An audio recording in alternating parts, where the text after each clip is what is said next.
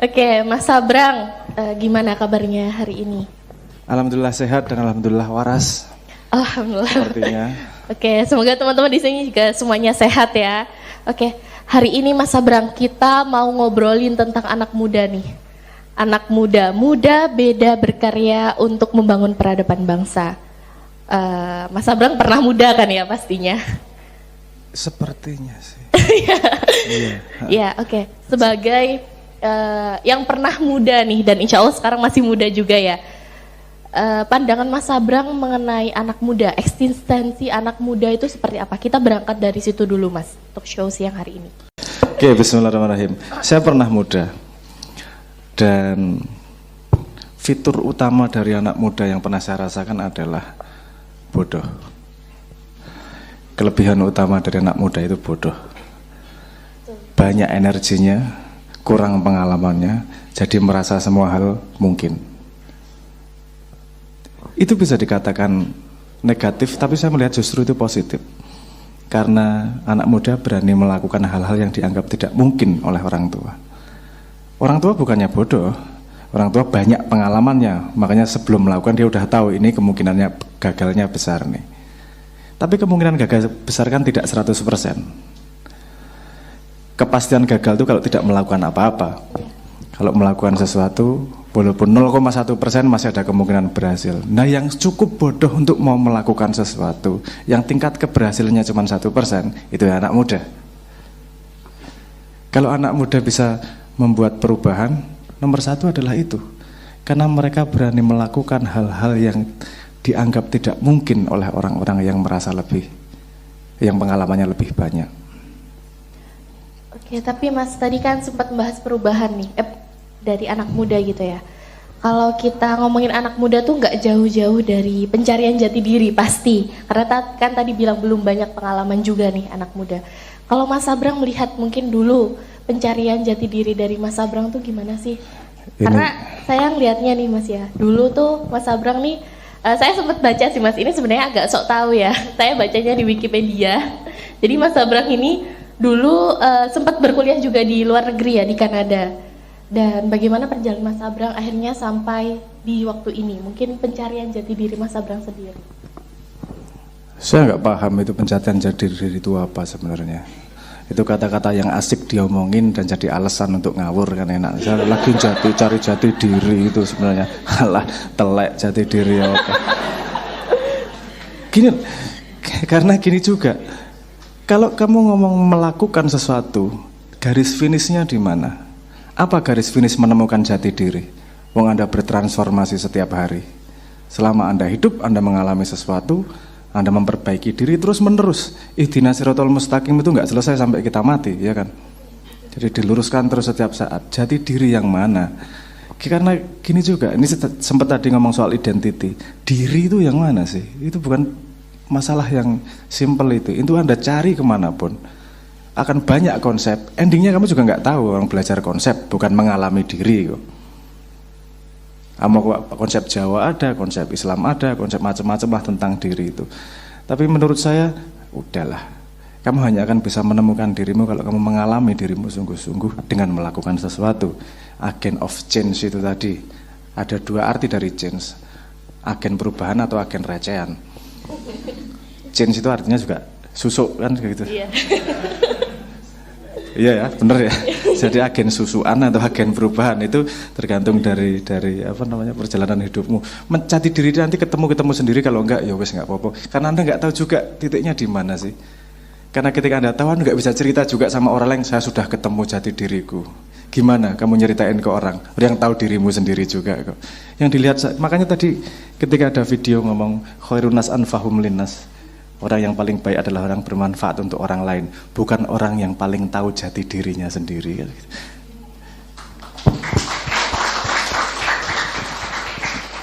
Oke Mas, udah membahas sedikit nih. Tadi menyinggung juga soal identity juga gitu.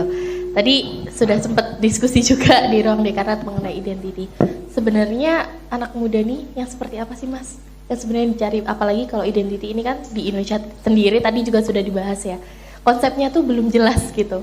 Identity itu yang seperti apa?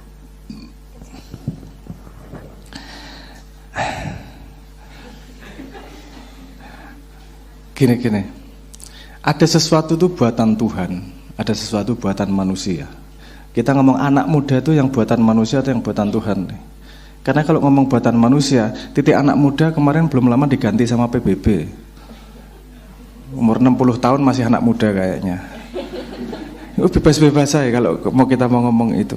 Tapi menurut saya ada perlu definisi yang memang cocok buat Anda. Apakah anak muda itu hardware, yaitu badan Anda umurnya berapa, ataukah itu software, cara berpikir, growth mindset misalnya, karena anak muda pengennya growth. Jadi Anda sampai mati pun tetap anak muda juga bisa, karena Anda mendefinisikan muda sebagai kemauan untuk tumbuh misalnya gitu. Atau pada energinya yang tanpa henti. Karena Anda semakin tua kan semakin putus asa pasti. Karena semakin melakukan banyak hal, terus semakin banyak tahu bahwa ABC gagal, terus sehingga tidak berani melakukan hal-hal yang kan seberhasilnya kecil itu tadi. Atau gini, anak muda adalah orang yang tidak takut untuk membuat kesalahan. Kalau saya sama teman-teman muda itu selalu ngomong bahwa privilege Anda adalah melakukan kesalahan sebanyak-banyaknya. Jangan nunggu tua. Banyak kesalahan yang bisa diambil ketika muda. Karena semua keberhasilan datang dari keputusan yang tepat. Keputusan yang tepat datang dari pengalaman. Pengalaman datang dari keputusan yang salah. Anda masih punya banyak kesempatan mengambil keputusan yang kemungkinannya salah. Kalau Anda nyolong sekarang mungkin digaplok sama bapakmu. Tapi kalau Anda udah jadi pejabat nyolong, hukumannya penjara. Mumpung resikonya masih kecil, kesalah sebanyak-banyaknya. Orang tak kon nyolong, tapi maksudnya cobain aja banyak hal. Semakin Anda tahu lapangan Anda semakin bisa berenang di dalamnya gitu. Cobain aja ya. Oke, kita bahas cobain aja di karya nih Mas. Kalau dari Mas Sabrang sendiri ini kan sebenarnya ya sudah siapa sih yang nggak tahu di sini gitu karya dari Mas Sabrang. Mungkin dulu di Leto dan lain sebagainya. Saya juga sempat menemukan nih Mas Sabrang di internet juga. Salah satu piala penghargaan tuh di bidang film gitu. Apalagi nih anak-anak KPI ini kan calon-calon broadcasting dan jurnalis di masa depan gitu. Kalau dari Mas Sabrang sendiri bagaimana mengartikan anak muda tuh harus berkarya tuh dari mana sih Mas sebetulnya? Berkarya itu menghasilkan karya gitu kan. Simpelnya kan gitu aja nih.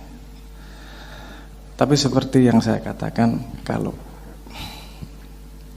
Anda mau masuk ke sebuah kancah pertarungan tertentu, semakin Anda tahu lapangan perang, semakin Anda akan siap menghadapinya. Broadcast, ini dunia broadcast bergerak sangat cepat ini. Yang dulu hanya entitas tertentu yang cukup punya alat untuk bisa membroadcast dan bandwidth yang limited, sekarang semua orang bisa broadcast apapun, bisa bikin konten apapun dan seterusnya. Itu satu sisi. Di sisi yang lain Anda juga harus paham bahwa semua pekerjaan kreatif itu high risk, high return. Itu yang tidak nyaman dikatakan. Tapi saya lebih senang jadi menyampaikan kenyataan daripada ngelus-ngelus punggungmu dan kamu kecewa nanti. Mending tahu kenyataannya. Ketika saya maksud saya gini. Di sini ada yang pernah dengerin musik klasik. Sebutkan 2 atau 3 komposer klasik. Beethoven, siapa lagi? Tchaikovsky, siapa lagi? Bach, oke. Komposer klasik ada berapa? Ribuan. Anda cuma dengar 3. Dari 3 itu lagu yang Anda dengerin, yang Anda tahu judulnya apa? Simfoni 9, For Alice, paling itu yang terkenal. Emang Beethoven bikin berapa karya? Ratusan juga. Artinya ada yang disebut sebagai Pareto distribusi kalau Anda pernah baca.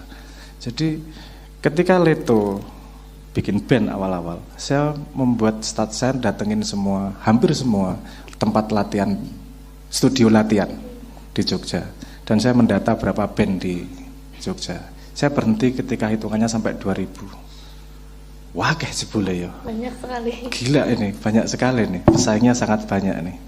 Dan dari 2000 itu yang bisa sampai ke Jakarta nggak lebih dari 5. Jadi semua endeavor, semua pekerjaan yang berhubungan dengan kreatif, kalau kamu berhasil, sangat berhasil. Tapi mayoritas tidak berhasil. Siap dengan itu daripada semua pekerjaan kreatif. Kalau mau low risk low return, resikonya kecil, walaupun returnnya juga kecil, jadi pekerja, jadi pegawai, gaji bulanan jelas, tingkat naik pangkatnya jelas, ya low risk, tapi low return. Tapi kalau pekerjaan kreatif, Anda bisa bikin konten YouTube sebulan 4 kali, tiap minggu bikin sampai 2 tahun, subscribernya 150 juga ada. Ada juga yang apa? Kalau misalnya, saya tanya nih, kan selalu gini, ada tahu lapangannya seberapa sih? Rata-rata untuk bikin apa namanya? Untuk bikin konten, untuk bisa mencapai subscriber sehingga dimonetize, rata-rata berapa bulan? Ada yang pernah baca statistiknya itu? Untuk Anda bikin konten seminggu sekali, untuk Anda bisa mendapatkan 1000 subscriber, untuk masuk bisa monetize, itu rata-rata menghabiskan waktu 11 bulan. Artinya 11 kali 4, 44 konten yang konsisten tiap minggu. Orang yang bikin karya ini, tapi konsistensimu bikin karya ini. Dan kamu harus melihat statistik nih, dari 4 karya yang paling banyak responnya mana, yang paling banyak responnya mana, dan seterusnya. Itu dunia YouTube. Belum masuk ke dunia TikTok, beda lagi rule of the game-nya. Belum masuk Instagram, beda lagi rule of the game-nya. Jadi di sini, kalau Anda mau memang masuk sebuah dunia, Anda masukin di situ, pelajari betul algoritmanya, pelajarin betul lapangan perangnya, baru masuk situ. Belum lagi YouTube ini ganti algoritma lagi untuk dorong nih, karena respon dari TikTok misalnya gitu. Jadi nggak ada pekerjaan yang mudah sebenarnya. Anda membayangkan, pekerjaan kreatif, saya bikin konten seru nih. Iya, nek rano sing nonton ya seru gue dewe tok iki. Anda juga pengen penontonnya banyak kan? Iya. Time-nya harus, waktunya harus jelas bagaimana. Jadi baca buku, baca teori dan seterusnya itu penting. Bukan untuk harus untuk Anda ikuti gitu, tapi Anda jadi tahu perspektif dan ilmu yang sudah dijalankan sebelumnya. Untuk konten-konten, Anda harus, Anda tahu Douyin nggak? Ada perang besar di belakang kanal konten itu. Sorry ya, saya agak melebar sedikit ya agar Anda tahu lapangannya. Anda tahu Douyin nggak? Douyin itu TikTok versi Cina. Ya, TikTok versi Cina. Kayak TikTok persis, tapi hanya ada di Cina. Namanya Douyin. Di Cina itu yang didorong adalah konten-konten science, konten-konten inspiratif. Sementara di TikTok yang lain di dunia yang didorong adalah yang populer, yang joget-joget, yang guyon ramutu dan seterusnya. Tahun 2021 diadakan riset nih. Anak muda cita-citanya apa sih? Konten kreator. Nomor 1 di dunia yang bukan Cina, nomor 1 cita-citanya adalah jadi influencer. Di Cina nomor 1 cita-citanya pengen jadi astronot. Jadi konten baik nggak cukup kalau kamu masuk ke lapangan yang salah. Untuk orang yang tidak tepat, kamu selalu nggak akan cukup. Kalau punya pasangan ya. Untuk orang yang salah kamu nggak cukup, terus kurang terus.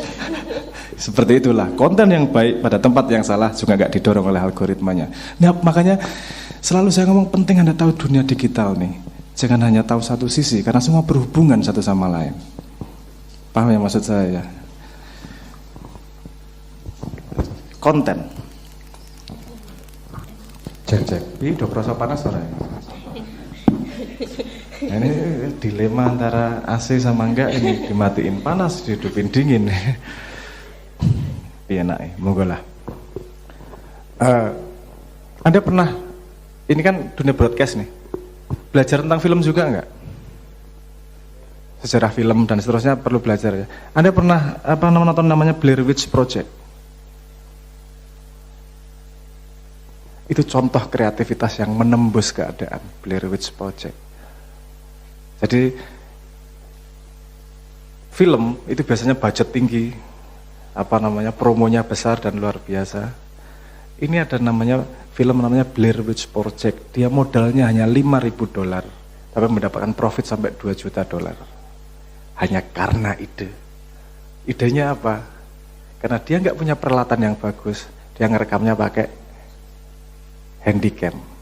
Ceritanya seolah-olah ini adalah orang bawa handycam masuk ke sebuah hutan, terus ketemu sama horor-horor nggak keruan, orangnya mati, terus kemudian kasetnya disetel sebagai film.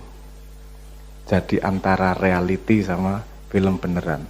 Ini konsepnya tajamnya pada new ideas, bukan pada kualitas konten. Kualitasnya busuk. Orang gini kok pakai pakai handycam kok. Tapi idenya itu yang keren.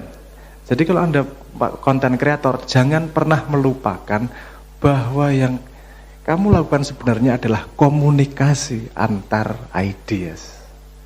Bukan tentang harus kualitasnya bagus, harus mahal, peralatannya dan seterusnya. Nomor satu adalah ideas.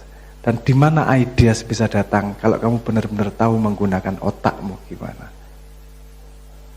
Di Indonesia, mohon maaf, kita disuruh kreatif, disuruh inovatif, tapi nggak pernah dikasih tahu jalannya. Kalau Anda mau ngelihat salah satu workshop, saya pernah disuruh ngisi workshop di Satnek. Hanya untuk urusan membedah kreativitas itu. Ada loh proses kreativitas. Dan proses pertama adalah kemauan untuk mencari referensi dan membaca, menonton sebanyak-banyaknya. Mungkin itu dulu untuk responnya. Matur nuwun. AC-nya dihidupin dong, panas.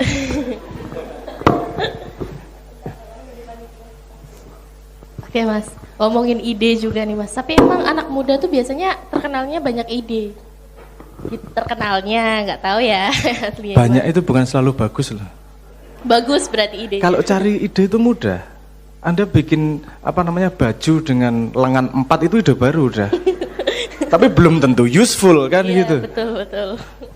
Bedanya idea sama kreatif useful creativity itu seperti itu. Kalau ide kita bisa bebas lah ngomong ide saya bikin celana bolong pantatnya misalnya gitu.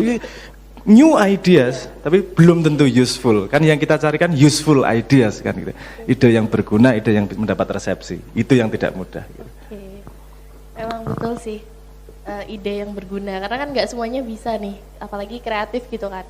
Tapi kalau kita lihat nih Mas, anak muda sekarang gitu kadang dia tuh banyak idenya atau idenya tuh udah bagus tapi dia takut nih untuk mengimplementasikan, masih takut-takut, entah takut dikritik, entah takut di olok-olok, entah takut ditolak. Itu masih ada loh anak muda yang seperti itu. Kalau dari Mas Sabrang sendiri, menurut Mas Sabrang tuh seperti apa sih? Stupid.